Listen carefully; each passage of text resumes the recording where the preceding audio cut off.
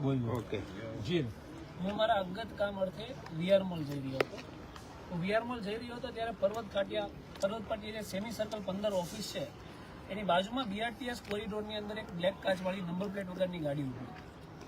તો એ સમયે જ જો ડીજીપીસીનો એક પરિપત્ર છે કે કોઈ પણ વ્યક્તિએ કાળા કાચમાં પોલીસ કર્મચારીએ નંબર પ્લેટ વગરની ગાડી રાખવી નહીં. એમ છતાં ડીજીપીના પરિપત્રોને કોઈ ગાંઠતા નથી. કાળા કાચવાળી ગાડીઓ નંબર પ્લેટ વગરની ગાડીઓ રાખે છે. તો એ બાબતે મને થોડી શંકા કે આ ગાડીમાં કંઈ પણ હોઈ શકે. તો આપણે એ ગાડીમાંથી ઉતર્યા અને એ ગાડીની સામે જઈ અને મેં મારી પોતાની સલામતી માટે ફેસબુક લાઈવ વિડીયો ચાલુ કર્યો. કારણ કે કોઈ પણ ઘટના આની પહેલા મારી ઉપર હુમલો થઈ ચૂક્યો છે એટલે મારી સાવચેતીના ભાગરૂપે મેં ફેસબુક લાઈવ ચાલુ કર્યું અને કેમેરા લઈ અને ગાડીની સામે ગયો. તો સૌપ્રથમ તો જે ગાડી ચલાવનાર વ્યક્તિ છે એને ગાડી ચડાવવાનો પ્રયત્ન કર્યો મારા ઉપર. ત્યારબાદ એ ગાડીમાંથી ઉતર્યો અને મારી ઉપર ઉગ્રતાથી ઉદ્ધતાઈ ભર્યું વર્તન કરવામાં આવ્યું. પોતાની ભૂલ સ્વીકારી અને કાળા કાચ અને નંબર પ્લેટ વગરનો દંડ ભરવાને બદલે એ વ્યક્તિ મારી ઉપર મન ફાવે એમ બોલવા માંડ્યો. આ સમયગાળા દરમિયાન મને મારું જાનનું જોખમ લાગ્યું એટલે મેં 100 નંબર કંટ્રોલ રૂમમાં પણ ફોન કર્યો. કંટ્રોલ રૂમમાં કોઈએ ફોન ના ઉપાડ્યો. પછી ટ્રાફિક ડીસીપી શ્રી અનિતાબેન વાનાણી છે એમને પણ ફોન કર્યો, એમને પણ ફોન રિસીવ ના કર્યો. પછી પાછો 100 નંબરના કંટ્રોલ રૂમમાં ફોન કર્યો, તેમ છતાં કોઈ ફોન રિસીવ થયા નહીં. છેવટે આખરે કોઈ ઓપ્શન ના બન્યો એટલે મેં ટ્રાફિક હેલ્પલાઇન નંબરમાં ફોન કર્યો. એમાં જાણ કરી કે આનો દંડ લેવામાં આવે કાળા કાચ નંબર પ્લેટ વગરનો. તો ત્યાં પણ કોઈ ઓફિસર ઘટના સ્થળ પર આવ્યું નહીં. સ્થળ ઉપર એક એએસઆઈ હાજર હતા, એમને પણ રજૂઆત કરી. સિસ્ટમની નફટાઈ જોજો તમે કે એમને પણ રજૂઆત કરી તો એમ છતાં એક ઘટનામાં ઇન્વોલ્વ ના થયા અને એ દૂર ભાગતા રહ્યા. આ જે વ્યક્તિ છે જે ગાડીમાંથી ઉતર્યો હતો એને ફોન કર્યો, બીજા 3 ઈસમોને બોલાવ્યા.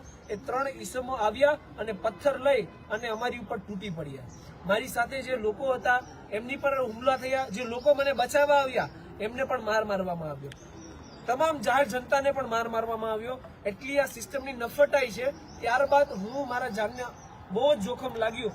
જે લાઈવ વિડીયો હતો એ વિડીયો મારા ફોનમાંથી ખેંચી ફોન લઈ અને ફોન ફેંકી અને પુરાવાનો નાશ કરવાની કોશિશ કરવામાં આવી.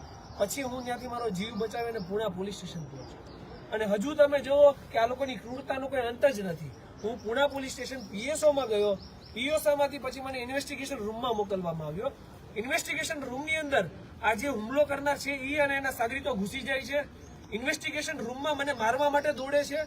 પોલીસ એમને અટકાવે છે અને મને ઇન્વેસ્ટિગેશન રૂમમાં પોલીસની હાજરીમાં એવી ધમકી આપે છે કે તારી હજી સર્વિસ કરવાની બાકી છે.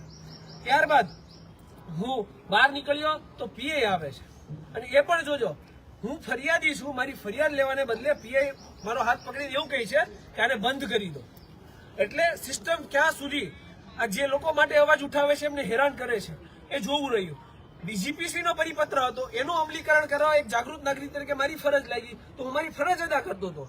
તો હોમ મિનિસ્ટ્રીને પણ આ જોવું પડે કે હું મારી વાણી અભિવ્યક્તિની આઝાદી ઉપયોગ કરું છું 19 એ મુજબ. સાચું હોય અને સાચું, ખોટું હોય અને ખોટું કહું છું.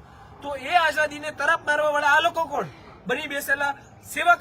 આ બની બેસેલા સેવકો છે. આ કોઈ સેવા કરવાનો ધંધો નથી કરતા. કાળા કાચની અંદર ગાડીઓમાં બેસી અને કાળા કાચમાં કાળા કામ કરી રહ્યા છે અને એ કામ બંધ થાય છે એટલે અમને તકલીફ પડે છે અને તકલીફના કારણે સિસ્ટમ અમને આ હદ સુધી હેરાન કરે છે.